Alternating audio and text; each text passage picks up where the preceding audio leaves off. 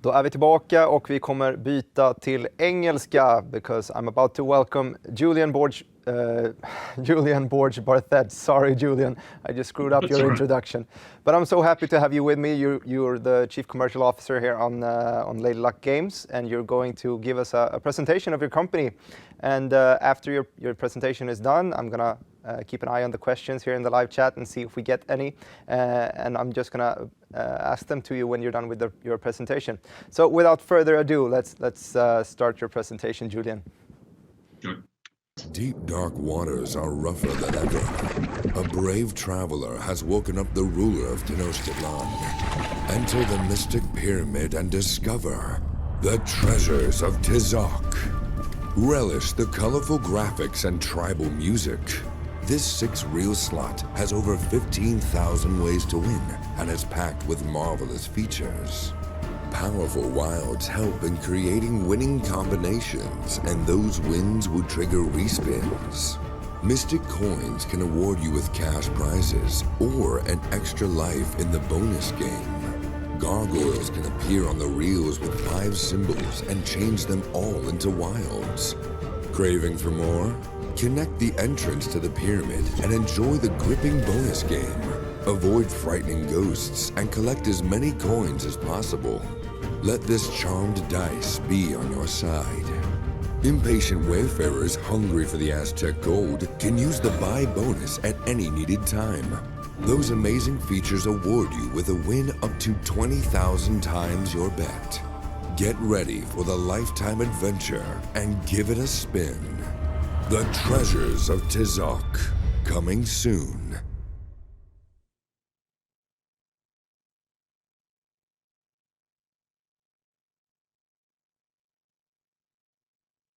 Thank you very much. So I'm Julian Borg-Barthet from Lady Luck Games. We're a gaming studio that was founded about 3 years ago. We're mostly in the casino space, making slot games from the video you've just seen, which is our new title being released in June, called Treasures of Tizok. You'll see quite an elaborate game with quite a few features, which is something that we've been building up to over a number of years. The company was founded by 2 gentlemen, Mads and Rasmus. Rasmus is our creative director, who originally came from the video game industry, making titles such as Hitman, which was quite successful on PlayStation and Xbox. After a number of years in that space, he didn't want to work on a game that takes about 2 or 3 years of production, but eyeballing the casino space, where you're releasing a game a week or a game a month, he could let his creativity fly, and that's what we're trying to portray within Lady Luck. We've had a number of titles over the years, and just last year we acquired a company called Spigo that gave us access to casual casino content and the Danish market. So we are live with Dancespiel brands, with casual casino content and our slot games. And we've been doing quite well over the past 3 years, with access to over 300 different operators across the globe in regards to the iGaming space. This is mostly in Europe and the Nordics, but we do have ambitions of moving further afield. If anybody's seen the news lately, just a few weeks ago, we had acquired another company called Real Energy, which gives us access to another 40 slot games, which comes in line with our ambitions to grow not only organically with titles like Treasures of Tizok and Madame Clues and Rooftop Fights, which are quite unique in the market, but to grow via acquisition. Because when you look at the casino market and the amount of games that other studios are producing, volume counts within this space. And that's what we're aiming to do, to get a steady amount of content with the 20 people that we have on our creative team, as well as our developers in Latvia. I've just recently joined the company in March this year as the commercial Chief Commercial Officer. And my remit is to make sure that we have access to more markets. With that, building a strong account management team as well. I come from the compliance side of the industry, which is quite a strong requirement you need in the gaming space nowadays, because certain markets like Denmark setting precedents and Sweden with high regulatory requirements, we needed a strong foundation to be able to go into the American and Canadian markets, which is where we have that strong ambition.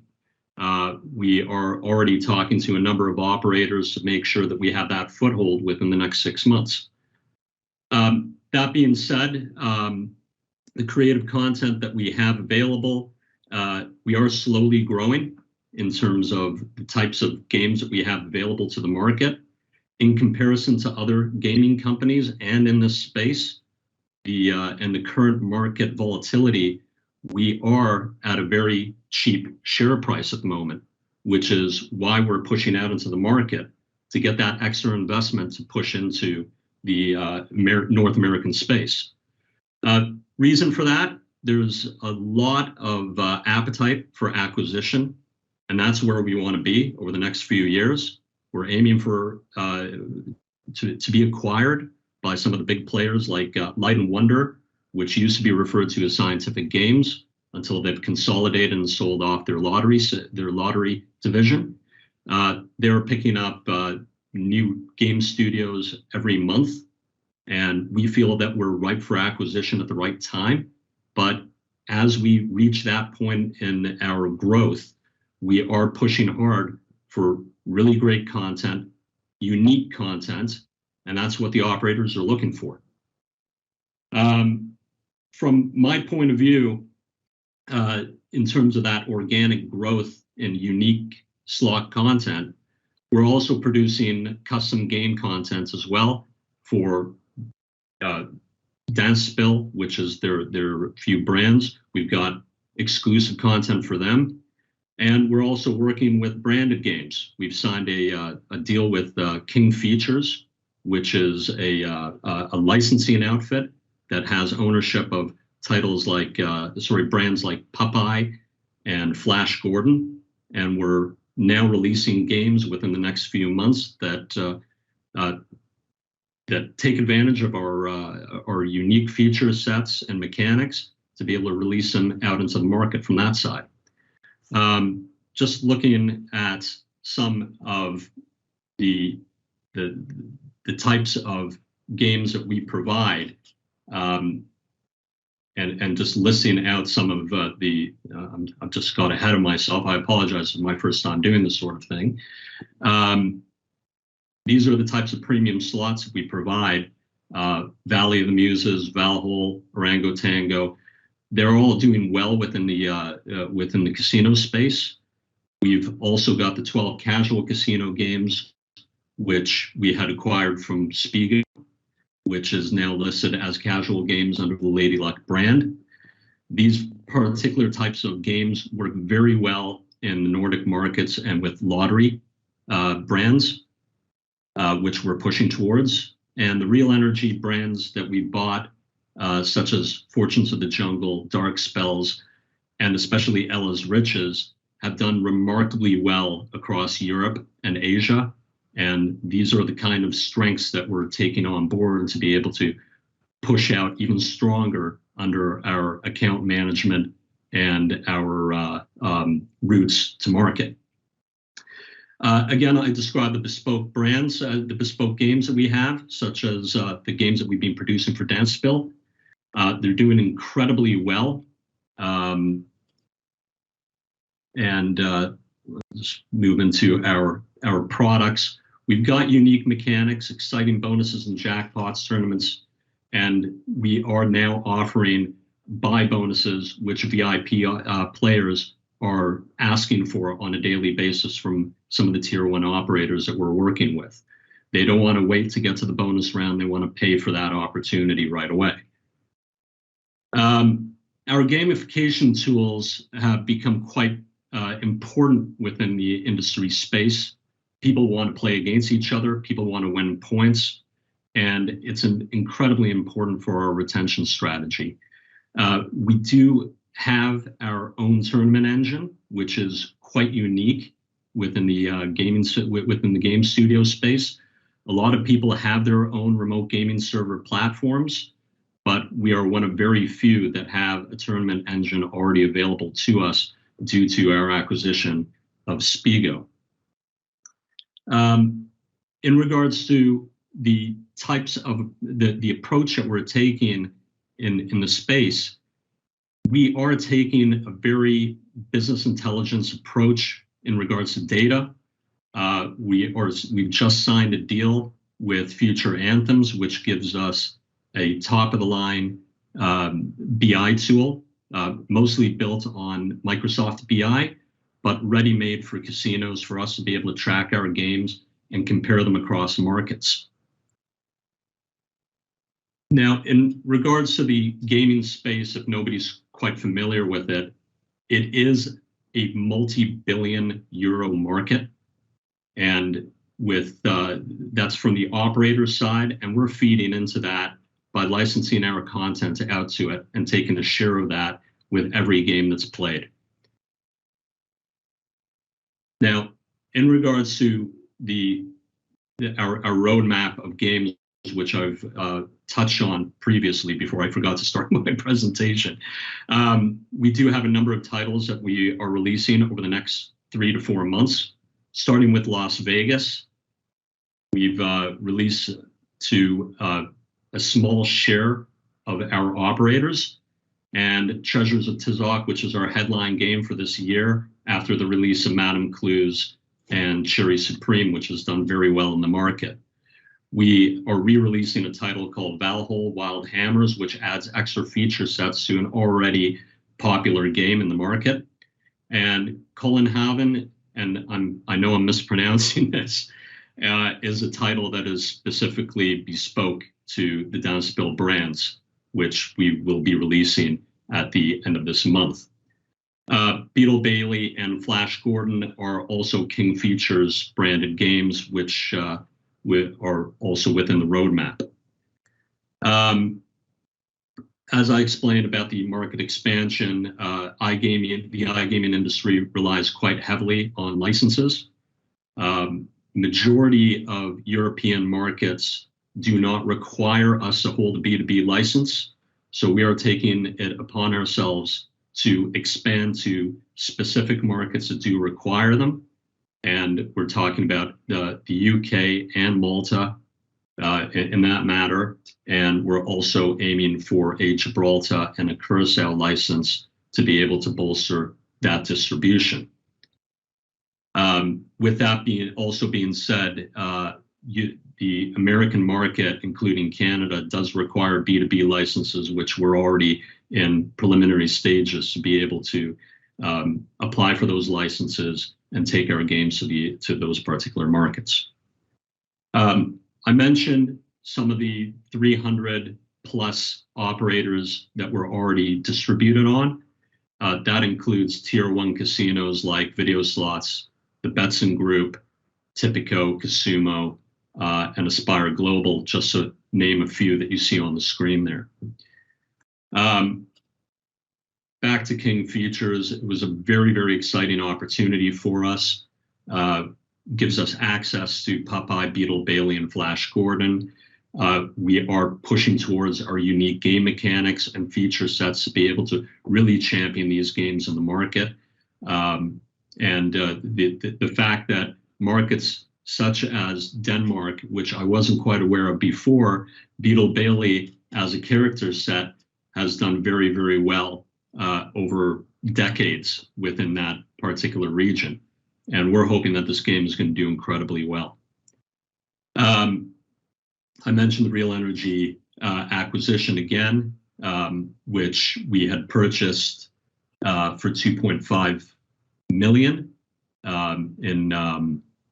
as a purchase price and a share release of 3.3 Swedish kronas. So this was a very, very cheap acquisition within the market space as compared to other game studios. but it also gave us access to 40 titles, which is unprecedented, as well as a number of licenses, which I mentioned previously. In regards to the way that we are distributed, we have aligned ourselves with a number of tier 1 aggregation platforms to get our content out to even more operators across the world. And we are going to be adding more and more on as the year progresses, giving us hopefully a distribution channel in the thousands. I mentioned that we are traded on the NASDAQ. And at the moment, as the market volatility is, we do have a very good share price that in comparison to previous years. And we're hoping that over the next 6 months, we are going to show the market exactly how well we're going to be doing. In regards to why to invest in us, we are a high growth business. We've proved steady growth over the past few years, including the from a revenue perspective and share price. And our M&A activity, as I've said before, we want to grow organically as well as via acquisition, and we've already proven that by 2 acquisitions so far and a number within the making. In regards to the types of games that we're putting out, we've already been shortlisted for a number of awards over the next couple of months. And this is due to the titles that we've already released for Cherry Supreme, for example, which has done, again, incredibly well in the market. You've got a chance to see the video of Treasures of Tizoc, which I appreciate you taking the time to watch. And I'll just give you a good example of some of the graphics and the high quality of graphics that we're putting out for the likes of Beetle Bailey, which will be released soon. Thanks for your time. I apologize about the confusion from my side. Again, this is my first time doing these types of things. And I welcome any questions you have. Thank you so much, Julian. I'll skip your last name to avoid butchering it again. I think you did very well on your presentation. Now, we've gotten a lot of questions on the acquisition that you mentioned already, Real Energy. Why would you say it's a good fit for Lucky Games? Well, Real Energy already had a massive distribution network across the world. We were very, very lucky to acquire them for the price that we managed to get them for. As well as the licenses. As a European-based company where we wanted to launch primarily in the Nordics, and the amount of growth that we've seen so far across the European market, we wanted that expansion. And with that expansion, we needed the breadth of content, and we got that with that acquisition. And a lot of these titles, you mentioned more than 40. How many of them are, would you say, cash cows? How many of them are you going to keep? How many of them are you going to develop? What's the long-term strategy here? Well, looking at the 40-plus games that we acquired from Real Energy, it's only time will tell. We have a handful of games with, I would say, about half a dozen to a dozen of them that have really played well in the market. Certain games play well in one country and not the other. Reviewing the statistics of the games so far, in terms of not only the revenue they've been bringing in, but the retention that they've gotten, we're seeing those stats as being really, really promising for us over the next 6 months. We plan on releasing more titles under the Real Energy brand, but obviously we have to get our house in order after the acquisition to make sure that they fit in well, not only with our current roadmap, but with the quality and the feature sets that we want to hold dear to Lady Luck Games. You answered to my next question already a bit when you were talking about getting the house in order. How long does it take to synergize your companies? We found, luckily enough, we've already gone through it with Spigo. So, it does take its time to reach those synergies. And we found in practice that bringing in an acquisition and aligning them with systems and processes takes a lot longer. So we're leaving Real Energy to run alongside Lady Luck Games for the foreseeable future. From a sales perspective, we've already aligned it 100% with our distribution channels. So we're already having conversations with operators about not only Lady Luck Games, but the Real Energy games as well. Julian, I see that some viewers want to know more about ICE London. Could you give us a walkthrough of what it is? ICE London is one of the biggest gaming events in the iGaming space. It's been going on for way over a decade. I want to say over 15 years, with the new location, well, not so new anymore, at the Excel in London, being one of the biggest venues that it was capable of hosting. It's reduced in size post-COVID, but and mostly due to Brexit, with a number of land-based companies pulling out. But the iGaming strength and growth from over the past few years, it becomes irrelevant to really display land-based casino products over there. There are comparable shows across the world like G2E in Vegas, which are of size, but nobody beats ICE. Now, when you're at a place like that, how do you set yourself apart among other companies that are in the exhibition? What's your unique strength? Is what I'm asking. That's a really good question, and I've been doing it for a number of years. We, as a smaller studio, did not take it upon ourselves to invest in a massive 2-story exhibition stand with large video screens displaying our games. It's a nice to have, but it's not really what casino managers are looking for. We went for a smaller approach this year. We got a meeting room up on the 2nd floor, and we found that most of the larger studios also opted out of the larger stands and decided to have private meeting rooms instead. Luckily enough, with the management team that we have, the sales network that myself and my team also have, we already know all the major players within the space, and via our acquisition partner, our aggregation partners, we have that coverage and distribution down packed. So we only had meetings with the people that we really needed to talk to without investing quite heavily into major branding. So what would you say were your main goals going to ICE London, and did you achieve any positive results? Well, we wanted to show off Treasures of Tizoc, which is our up-and-coming game, to our key customers in the space and partners. And that's primarily what we did. We met all of our aggregation partners, future aggregation partners, our customers, and it was more personable than being on the main show floor. And I think we accomplished what we went out to do. So, yeah. So moving on to a bit more strategic question, perhaps. You mentioned that there's a lot of appetite for acquisitions in the entire sector. What's your goals? Are you going to keep looking for companies?